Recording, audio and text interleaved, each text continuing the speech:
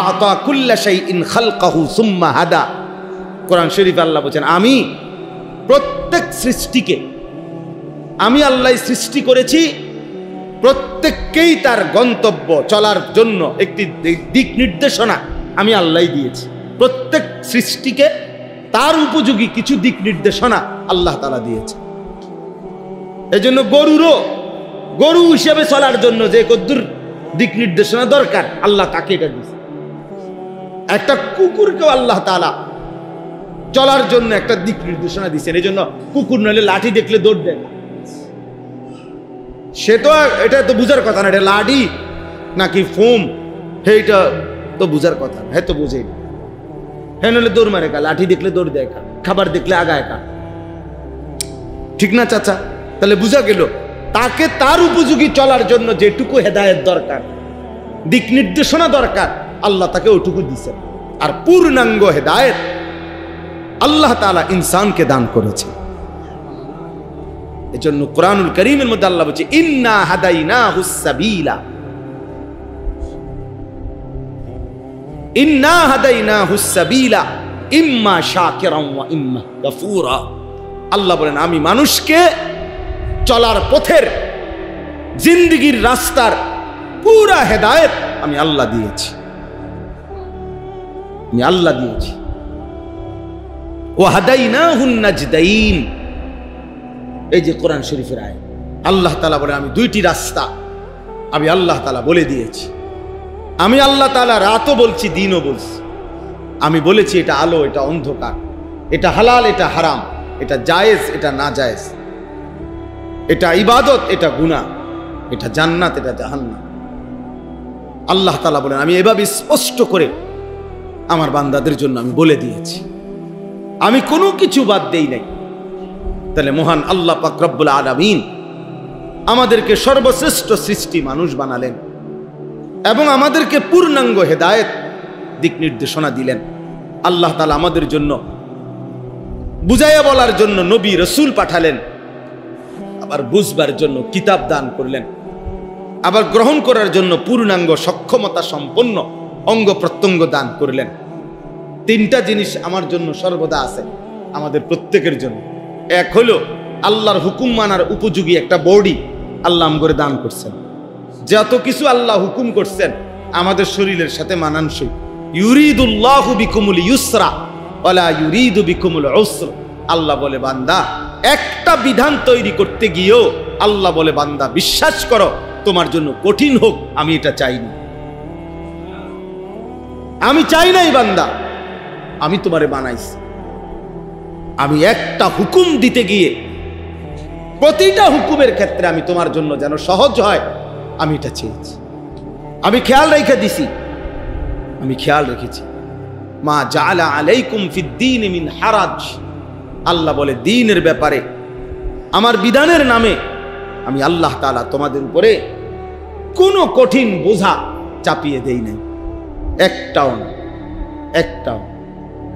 আপনি আমারে সারাদিন বললেন, আল্লাহ তাআলা বলে দিনে বলছি রোজা রাখতে, তো রাত্রে বলছি তারাবি পড়তে, সন্ধ্যায় বলছি ইফতার করতে, তো শেষ রাত্রে বলছি সাহারি খাইতে।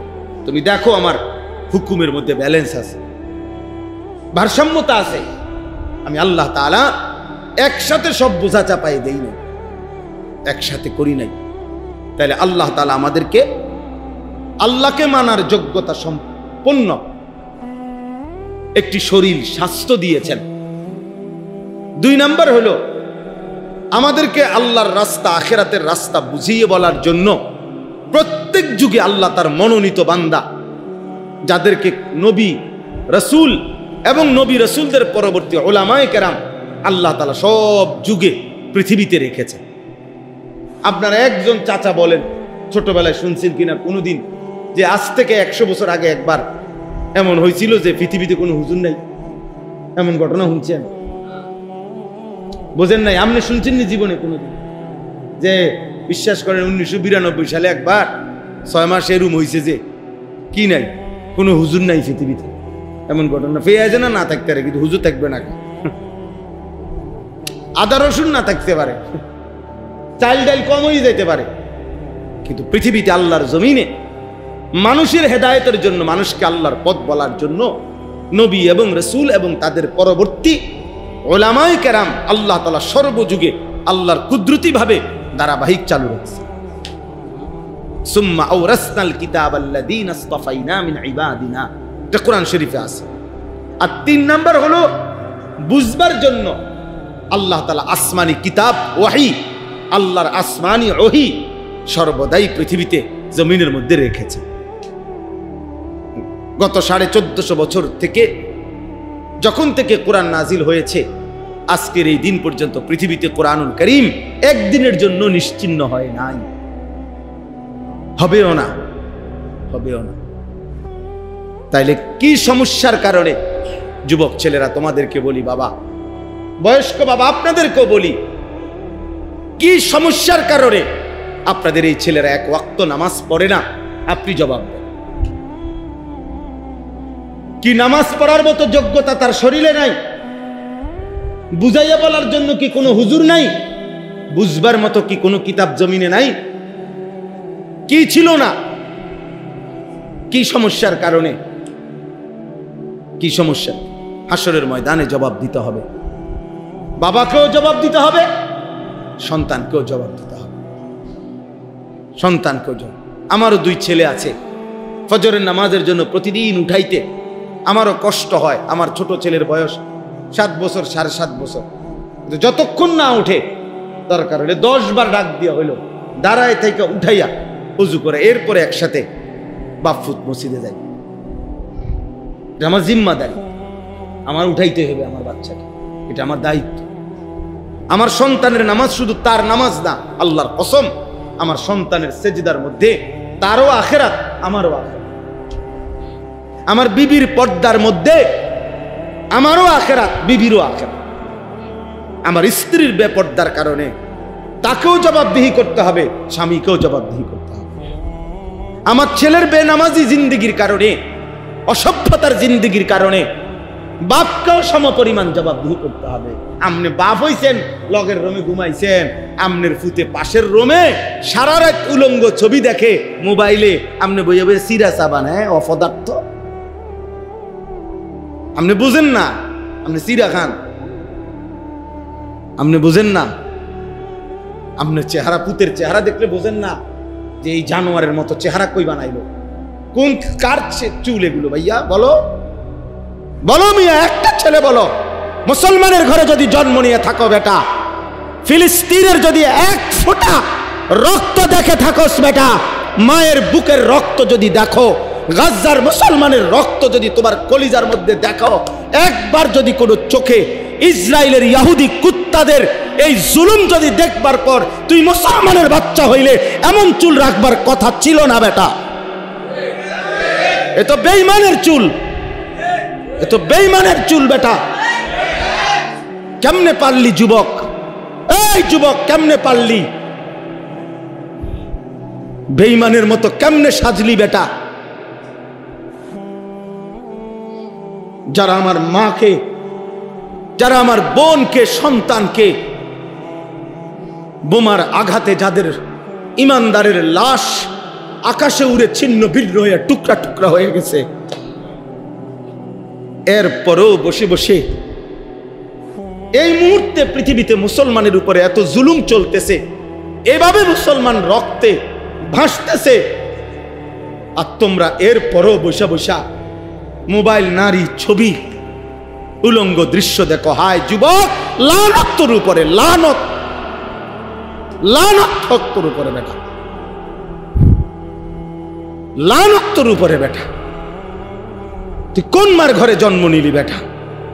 তোর শরীরে 1 ফোঁটা রক্ত নাই, 1 বিন্দু বিবেক নাই তোর কাছে বেটা। কিভাবে সম্ভব বলে? কিভাবে এত বিবেকহীন হয় মানুষ? মুসলমানের বাচ্চা এত বিবেকহীন হয়? ছি ছি ছি ছি ছি, আমার কাছে রীতিমতো আশ্চর্য লাগে এটা। তোমরা দেখতেছ কিভাবে মুসলমানকে হত্যা করছে। সেই আমরা শুনছি, কিতাবে পড়ছি, উহুদের যুদ্ধে হযরত হামজা, নবীর চাচা, ওনারে কাইটা টুকরা টুকরা করে ফেলছে। আজ আবার আমরা ফিলিস্তিনে দেখলাম, গাজাতে দেখলাম ইমানদারের লাশ টুকরা টুকরা হয়ে গেছে, মুমিনের লাশ। আর তোমরা চুলের ফ্যাশন করো। কোন ছাগলে দেখে তোমাদের এসব চুল? এই ছেলেরা বলো মিয়া, একটা ছেলে দাঁড়ায় বলো, কোন পাগলে বেটা তোর চুলেডি দেখে বেটা? কোন পাগলে দেখে বেটা? মাতাল কেন রাখলি বেটা বেঈমানের মতো চুল বেটা? তুই মুসলমানের মায়ের দুধ খাস নাই বেটা? এই জন্য আজকে যদি লজ্জা থাকে, যদি এক পবিত্র মায়ের দুধ খাইয়া থাকো, আমি বললাম তাহলে চুল কাইটে ফেল, সমান চুল রাখো। বেঈমানের মতো সাজবা কেন? এগুলো তো কাফেরের সাজ। খ্রিস্টান খেলোয়াড় তোমার প্রিয় হবে কেন? বেঈমান খেলোয়াড় তোমার প্রিয় হবে কেন? ছি ছি ছি ছি। মুসলমান তো তাকে বলে প্রয়োজনে সে না খেয়ে মরে যাবে, প্রয়োজনে পেটে পাথর বাঁধবে, তো বেঈমানের কাছে মাথা নত করবে না। জানো না ছেলেরা, ফিলিস্তিন হারবে না, ফিলিস্তিনই জিতবে। হ্যাঁ ইনশাআল্লাহ, গাজার মুসলমানই জিতবে। ইসরায়েলের কুত্তারা আজ কিংবা কাল হেরেই যাবে ইনশাআল্লাহ। মুসলমান এখনো মরে নাই, রক্ত দিচ্ছে, শুধু শহীদের খুন ঝরতেছে, কিন্তু হেরে যায় নাই। ইসরায়েল জিতে নাই, ফিলিস্তিন হারে নাই। ইমানদার মুজাহিদ মাটির নিচে হাজার হাজার আছে, রেডি আছে। চূড়ান্ত লড়াই হবেই হবে ইনশাআল্লাহ। আল্লাহর বিজয়, আল্লাহর সাহায্য আসবেই আসবে ইনশাআল্লাহ, এতে কোনো সন্দেহ নাই। যদি দেখো কোনোদিন, যদি শোনো কোনোদিন যে ফিলিস্তিনের মাটির উপরে আর একজন মুসলমানও জীবিত নাই, তবুও সেদিন মনে রাখো বিজয় মুসলমানেরই হবে। বলে কিভাবে? কিভাবে সেটা আসমানওয়ালা দেখাবে কিভাবে। হ্যাঁ, 5ই আগস্টের জালেম কেমনে ভাগবো তার 1 ঘন্টা আগেও কেউ কোনো হিসাব বুঝাইতে পারছে না। যখন ভাগছে তখন সবাই বুঝছে এইভাবে ভাগছে, এইভাবে ভাগে। এর আগে কেউ হিসাব মিলাইতে পারছে না। 16 বছরের জুলুমবাজ কেমনে পলাবে এটার ক্যালকুলেশন কেউ করতে পারছে না, কিন্তু আল্লাহ যখন চেয়েছে ঠিকই পলাইছে। এটাই স্বাভাবিক, এটাই স্বাভাবিক। অতএব ইসলাম হারবে না, মুসলমান হারবে না। হেরে গেছো তুমি, কারণ তুমি নিজের ধর্মকে বিসর্জন দিছো, তুমি তোমার ঈমানকে বিসর্জন দিয়া আল্লাহর নবী সাল্লাল্লাহু আলাইহি সাল্লামের সুন্নাতকে ত্যাগ করে তুমি বেঈমানের সাজে সাজলা।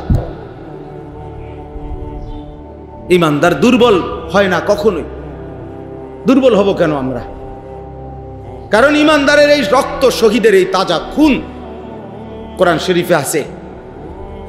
সূরা ইয়াসিনের মধ্যে একজন ঈমানদার, তাকে পুরা কওম মারতে মারতে কাফের সম্প্রদায় যখন চূড়ান্ত শহীদ করে ফেলতেছিল, তখন ওই ব্যক্তিটা, যিনি একাই ঈমানদার ছিলেন, একটি জাতির মধ্যে একজন মানুষ ছিল মুমিন, আর পুরা জাতি কাফের, সবাই মিলে যখন ওনারে মারতেছে, মারতে মারতে যখন হত্যা করবে, শহীদ হবে, তখন আল্লাহ পাক রব্বুল আলামিন ফেরেশতাকে বলছে, আমার জান্নাতটা তার সামনে নিয়ে ধরো। কোরআন শরীফে আছে সরাসরি, কিলা দুখুলিল জান্নাহ। ফেরেশতা তখন ওই বান্দার, ওই ঈমানদারের চোখের সামনে জান্নাত ধরে বলতেছে, উদখুলিল জান্নাহ, এই বান্দা, এই মুমিন, এক্ষুনি জান্নাতে ঢোকো। তো বলতেছিলাম, ভারতের সংসদে, ভারতের পার্লামেন্টে, গোটা ভারতে মুসলমানদের যত ওয়াকফ সম্পত্তি আছে, ওয়াকফ সম্পত্তি বোঝেন তো সবাই, মসজিদ মাদ্রাসায় যে জমি ওয়াকফ করে, এই ওয়াকফ সম্পত্তি ভারতের লাখ লাখ একর জমি মুসলমানদের ওয়াকফ সম্পত্তি। এই ওয়াকফ সম্পত্তির নীল নকশা, এটা দখল করার ষড়যন্ত্রে একটি ওয়াকফ বিল ভারতের সংসদে পাশ হয়েছে। অর্থাৎ আজ কিংবা কাল শুনবেন ভারতের মুসলমানদের লাখ লাখ সম্পত্তি দখল হয়ে গেছে। আজকে বলবে এখানে এটা মসজিদ, তারা বলবে না এখানে আমাকে অমুক দেবতার কি আছে, মন্দির আছে, ওইখানে আমগো এটা আছে, ওইখানে এইটা আছে। কথা বুঝছেন? তাইলে শান্তি আমাদের কোথায়? মুসলমানের নিরাপত্তা, আমাদের ঈমান, আমাদের আমল, আমাদের আল্লাহর সাথে সম্পর্ক, এইটা ছাড়া খোদার কসম মানুষের মাধ্যমে আমাদের কোনো সমাধান হবে না। এই যে ৭৭ বছর না, আরো যদি ৭০০ বছরও শেষ হয়, ফিলিস্তিনের সমস্যা ওই গোল টেবিল বৈঠক এদের এই আলোচনা দিয়ে শেষ হবে না। আল্লাহ পাকের সরাসরি মদদ আর মুমিনের এই তাজা খুনের বিনিময়ে ইনশাআল্লাহ ফিলিস্তিনের বিজয়ের ভিত রচিত হবে, ইনশাআল্লাহ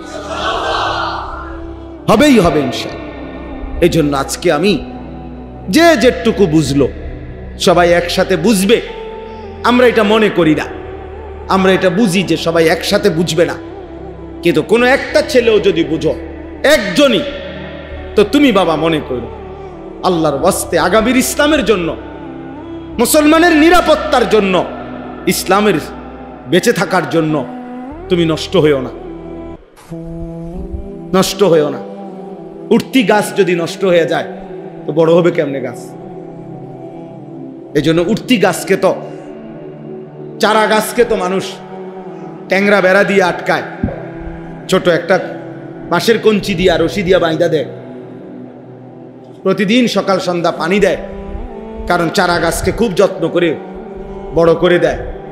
আর তোমরা উঠতি বয়সের ছেলে, 14, 15, 16 বৎসর, এত অল্প বয়সে যদি তোমরা এত চরিত্রহীন হয়ে যাও, 18 বৎসর হতে হতে যদি এত নারী, এত ছবি, এত উলঙ্গ দৃশ্য দেখে ফেলো, বাকিটা জীবন কেমনে চলবে?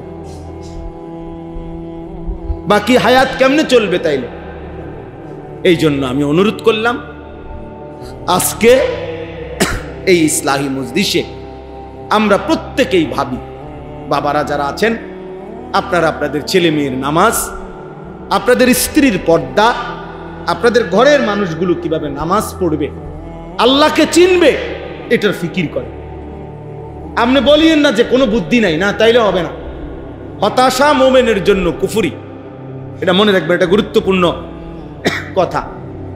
মানে হতাশ হওয়া, হতাশ না হুজুর, যত কথাই কোন আর হইতো না, এটা তো আপনি কি বললেন? হতাশা। হতাশা মোমেনের জন্য কুফরি। কোরআন শরীফের আয়াতে যে হতাশ হয় সে মোমেন হয় না, মোমেন হয় না, মোমেন হতাশ হতে পারবে না।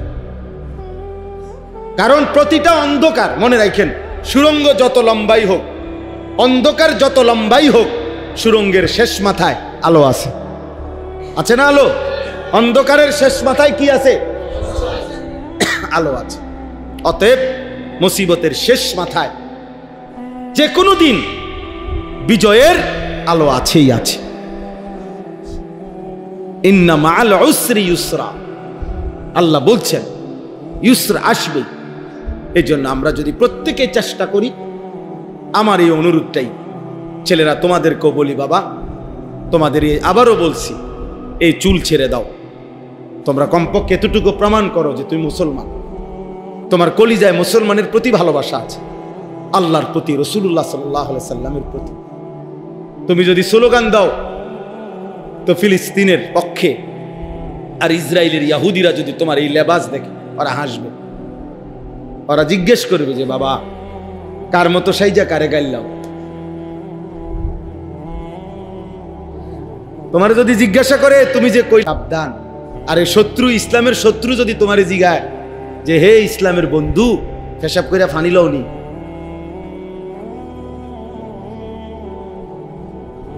কথা বলে, যদি বলে হে ইসলামের বন্ধু 5 ওয়াক্ত নামাজ পড়ো, ফজরের নামাজ পড়ছো, তো তুমি বন্ধু কি বলবা?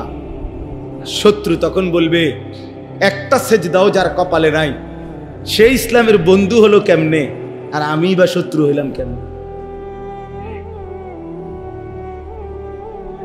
এই জন্য ভাইয়া ঈমান চাই, তাকওয়া চাই, সেজদা চাই, আল্লাহর গোলামি চাই। আল্লাহ তাআলা আমাদের সবাইকে তৌফিক দেন, কবুল করেন।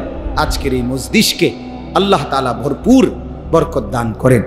এখন তোমরা যারা আসছো মসজিদের ভিতরে, আমার একটা অনুরোধ, আজকের এশার নামাজ পড়েই শুরু করো জিন্দেগির পরিবর্তন, বরকত হবে।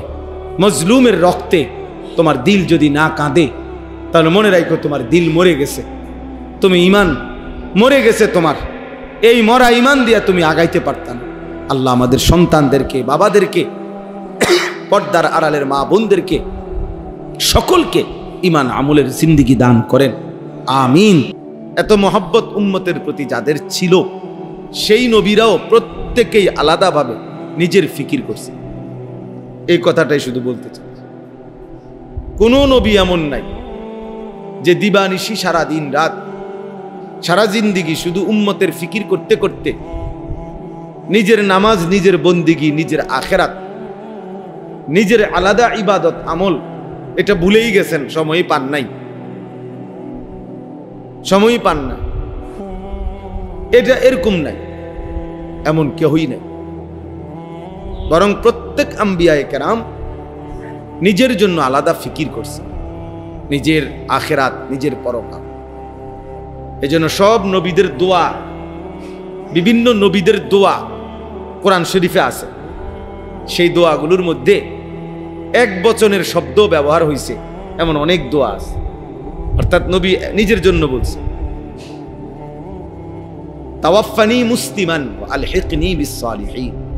এই যে দোয়া, ইউসুফ আলাইহিস সালামের দোয়া, আল্লাহ আপনি আমাকে আপনার আনুগত্যশীল বান্দা মুসলিম হিসাবে মৃত্যু দিয়েন, আমারে আপনার প্রিয় বান্দাদের অন্তর্ভুক্ত করে দিয়েন। তাহলে এই যে আমাকে মানে নিজের ব্যাপারে বলছে। নূহ আলাইহিস সালাম বলছেন যখন তুফান আসবে তখন তিনি দোয়া করছেন, রব্বিগফিরলি ওয়া লিওয়ালিদাইয়া ওয়া লিমান দাখালা বাইতিয়া মুমিনান ওয়া লিল মুমিনিনা ওয়াল মুমিনাত। আল্লাহ আমাকে মাফ করে দেন, এরপর আমার মা বাপকে মাফ করে দেন, এবং যে কয়জন ইমানদার পুরুষ এবং নারী আমার দলভুক্ত হয়েছে তাদেরকে মাফ করে দেন। তাহলে ভাঙ্গিয়া ভাঙ্গিয়া বলছে, আমাকে মাফ করে দেন, আমার মা বাপকে মাফ করে দেন, এরপরে ইমানদার নারী পুরুষকেও মাফ করে দেন। আলাদা খেয়াল করছে নিজের কথা। ইব্রাহিম আলাইহিস সালাম দোয়া করছেন, কোরআন শরীফে আছে, রব্বানা গফিরলি ওয়া লিওয়ালিদাইয়া ওয়া লিল মুমিনিনা ইয়াওমা ইয়াকুমুল হিসাব। এই যে আল্লাহ আপনি আমাকে মাফ করে দেন, রব্বানা গফিরলি ওয়া লিওয়ালিদাইয়া আমার মা বাপকে মাফ করে দেন, ওয়া লিল মুমিনিন সমস্ত মুমিনদেরকে মাফ করে দেন। তাহলে আলাদা আলাদা বলছে কিনা? আলাদা। তাহলে বোঝা গেল নিজের ফিকির ভুলে যাওয়া। 60 বছর সংসার করতে করতে উনি নামাজ পড়তে আসছেন, ওটা সালাক। 60 বছর জিফুত মানুষ করতে করতে, বাড়ি ঘর বিল্ডিং করতে করতে উনি আর হালাল হারামের পার্থক্য করার সুযোগ পাইছেন। সংসারের লাগে সুদ খাইছে, জিফুতের লাগে। জিফুতের মুখে হাসি ফুটাবার জন্য কিস্তি নিছে, 2 নম্বরই 3 নম্বরই হালাল হারাম মিশ্রিত করছে। মানে এর অর্থ কি? সন্তানের ভালো দেখতে গিয়ে নিজের আখিরাত নষ্ট করে গেছে, নিজের কথা ভুলে গেছে, নিজের কথা ভুলে গেছে। 18,000 টাকা 12,000 টাকার বেতন চাকরি, এটা করতে গিয়ে এক ওয়াক্ত নামাজ পড়ার টাইম পাইছে। সামান্য একখান সাদওয়ানদারি করতে গিয়ে দিন শেষে সারা দিন বেচ্চা সব যাইয়া থুইয়া টাকা নলে 300-400 লাভ হয়, এইটুকুর জন্য এক ওয়াক্ত নামাজ পড়তে পারে না। সংসার করে ওরা, সংসার সাজায়, নিজের আখিরাত বরবাদ করে দিচ্ছে, নিজের আখিরাত বরবাদ করে দিচ্ছে। এই যে নাফরমানি, এই যে মূর্খতা, এর চাইতে বড় মূর্খতা আর কি? এই সংসারের জন্য হুজুর আমি কি না করছি? কি করছেন কোন? বিল্ডিং করছি, জমি কিনছি, ছেলে বিদেশ পাঠাইছি, মেয়ে বিয়ে দিছি, 10 শতক জায়গা লইছি, রাস্তার লগে আরো কদ্দুর জায়গা কথাবার্তা কইতেছি, আশা করি দিয়ে দিব। বাহ! এই 60 বছরে উনি নিজের জিন্দিগি বুঝাইতেছে। হালাল হারামের কোনো পার্থক্য নাই। তাহলে এই যে বেফিকির, নিজের ভুলে যাওয়া, নিজের কবর, নিজের আখেরাত, নিজের পরকাল, এর চাইতে বোকামি আর কিচ্ছু না। এই জন্য আমি সবার কাছে অনুরোধ করলাম, আমার আজকের বয়ানের জন্য না, শুনি সবসময়ের জন্য এটা বললাম, আমাদের এটা উচিত এ কথা খেয়াল রাখা। আমার ঈমান, আমার নামাজ, আমার ইবাদত, আমার মুআমালাত, আমার লেনদেন শতভাগ ঠিক রেখে অন্যের কল্যাণ, অন্যের কল্যাণ আমি আমার স্ত্রী সংসারের জন্য করব, মানুষের জন্য করব, কিন্তু এর কারণে আমার নিজের ঈমান আখিরাত এক জাররা পরিমাণও নষ্ট হইতে পারবে না। আমি আপনার পেশাবের উপরে দাঁড়াই আপনার মধু খাওয়াবো কেন? মানে আমি হারামের উপরে কামাই করে বিবি বাচ্চার মুখে হাসি ফুটাইতে হবে, তাদের আবদার পূর্ণ করতে হবে, এটা তো আমার কেউ বলে নাই, আল্লাহও বলে নাই, রাসূলুল্লাহ সাল্লাল্লাহু আলাইহি সাল্লামও বলে নাই। এই জন্য এটা বোঝা উচিত। তোমরা বৈশা বৈশা বাবা, আপনি আপনার সাথের এই ছেলেদেরকে দেখেন, ওদেরকে এখানে আনছেন কি উদ্দেশ্যে বলেন? ওরা আপনার পাশে দাঁড়ায় রয়েছে কি উদ্দেশ্যে? সবাই মিলে এই একটা মোবাইল নিয়ে যদি সবাই ব্যস্ত থাকো ভাই ছেলেরা, আল্লাহর কথা শুনবা কখন? কার জন্য এগুলা উঠাও? তোমার এগুলা কোন ফাগলে দেখবো?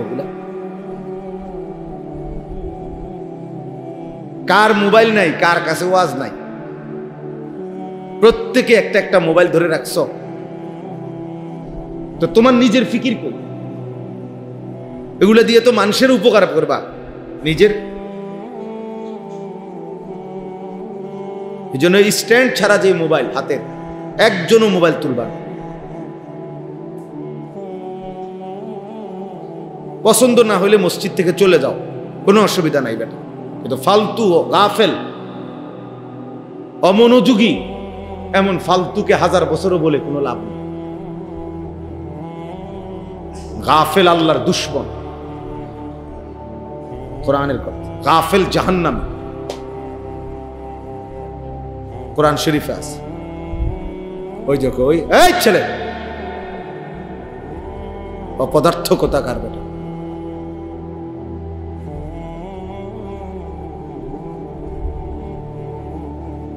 মূর্খ মানুষ। আজকে আমরা মা বাপ এক সন্তানের আহ্লাদের সামনে তারে শেষ করে দিচ্ছে।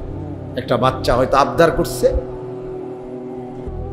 বাচ্চার আহ্লাদের সামনে তার আখেরাত, তার জিন্দেগি নষ্ট করে দিচ্ছে। 7 বছরের বাচ্চা, 8 বছরের বাচ্চা, 10 বছরের বাচ্চার হাতে মোবাইল তুলে দিচ্ছে, বড় মোবাইল, সারা দিন তার হাতে মোবাইল। ওই মা বাবার মতো জালেম আর কেউ হইতে পারে, ওই অভিভাবকের মতো ফালতু লোক আর কেউ হইতে পারে। ওরা স্পষ্ট জালেম, ওরা নিজের হাতে ওদের সন্তানকে ধ্বংসকারী, ওরা নিজের হাতে ওদের ফ্যামিলি বরবাদ করে দিচ্ছে, চরিত্রহীন বানায় দিচ্ছে, আখলাক নষ্ট হয়ে গেছে। গুনাহ এই পরিমাণ করে, যার কারণে ইমানের আলো জ্বলে না আর দিলে, ফলে মুসলমানের বাচ্চা এক ওয়াক্ত নামাজ মুসলমানের সমাজে থাকে, চারিদিকে মসজিদ, সব মসজিদ থেকে আজান হয়, কিন্তু এমন জানোয়ারের এক ওয়াক্ত নামাজ পড়তে মন চায়। কত বড় নিকৃষ্ট হাইওয়ান! কলিজাটা কি পরিমাণ মরে যায়, কলিজাটা কি পরিমাণ মরে গেছে ভেবে দেখ। বাবার চোখেও কোনো ফিকির নাই, বাবা তো দেখে যে আমার ছেলে এক ওয়াক্ত নামাজ পড়ে। কোন বাবা না জানে, কোন মা বোঝে না? সবাই বোঝে, সবাই বুঝে, কিন্তু মা বাবার কলিজার মধ্যেও দুনিয়া, সন্তানের কলিজার মধ্যেও দুনিয়া। মা বাবার কথা হলো নামাজ পড়লে না পড়লে পড়ুক, না পড়ুক, টাকা পয়সা কামাই করে কিনা এটা হলো দেখার বিষয়।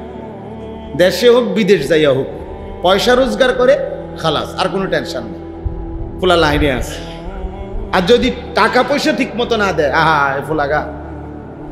ফোলাগা বেলাইনে কিছে হুজুর কতখানি দিয়ে চাইছি, কোনো হানে থাকে না, চাকরি করে না, পয়সা নাই,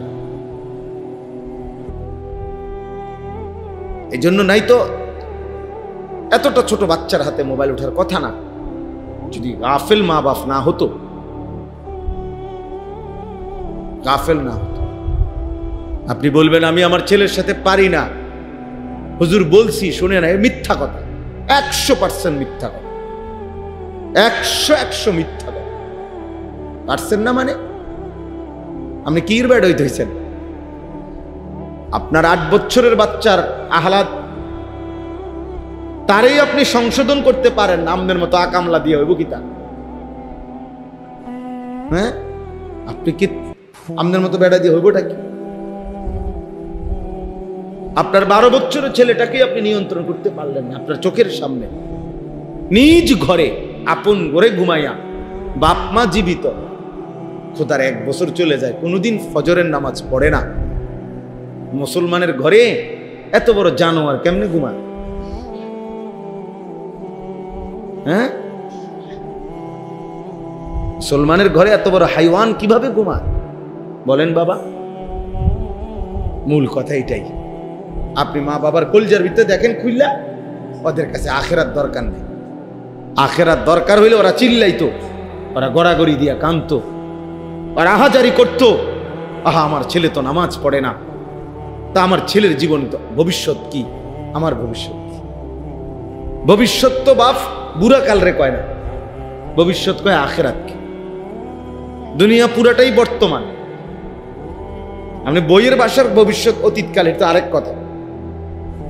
বইয়ের ভাষায় তো অনেক কিছুই আছে, অনেক বই, অঙ্ক বইয়ের মধ্যে তো লেখা আছে 1 কেজি চাইলের দাম ধরি 1 টাকা, ধরেন নাম যাইয়া বাজারে কর না যে বই লেখছে। অঙ্ক মিলাইতে গিয়ে লেখে না যে ধরি 1 কেজি চাউলের দাম কি, একটা ধরেন না, ধৈর্য যান না বাজারে। আমরা কন্যাইয়া সোজা করে লেগে বেড়া মস্কারি করবার জায়গা পাও না। তাই বাস্তবতা হইল ভবিষ্যৎ তো আখেরা, দুনিয়া পুরাটাই বর্তমান। এই জন্য কোরআনুল কারীমের মধ্যে আল্লাহ তাআলা স্পষ্ট বলছেন, ওয়াল তানজুর নাফসুম মা কদ্দামাত লিগাদ। আগামীকাল ভবিষ্যৎ, আগামীকাল ভবিষ্যতের জন্য আজকের দুনিয়া থেকে তুমি কি পাঠিয়েছো বান্দা, এটা হিসাব রেখো। তাহলে আগামীকাল ভবিষ্যৎ বলতে আল্লাহ তাআলা কিয়ামতকে বুঝাচ্ছে, আখিরাতকে বুঝাচ্ছে, আখিরাতকে বুঝাচ্ছে। আমাদের অসংখ্য মা বাপ সন্তানকে দিন শিখায় না, কেন? ভবিষ্যতে কষ্ট পাইব। কারণ হুজুর হইলে হে কামাই করবো, আর কত সংসার চলবো কেমনে, বউ বাচ্চা চালাইবো কেমনে, ভবিষ্যতে কষ্ট পাবে। এই ভবিষ্যৎ বলতে উনি কি বুঝাইছে? আখিরাত? জি না, জি না। উনি বুঝাইছে 40 বছর পরের হায়াত, কর্মজীবন আর কি, বিবাহ পরবর্তী জিন্দিগি, এটারে উনি বলছে ভবিষ্যৎ। না, বিবাহ পরবর্তী জিন্দিগি ভবিষ্যৎ না। ভবিষ্যৎ শুধুই কেবল আখিরাত। ভবিষ্যৎ শুধুই কেবল কি বলেন?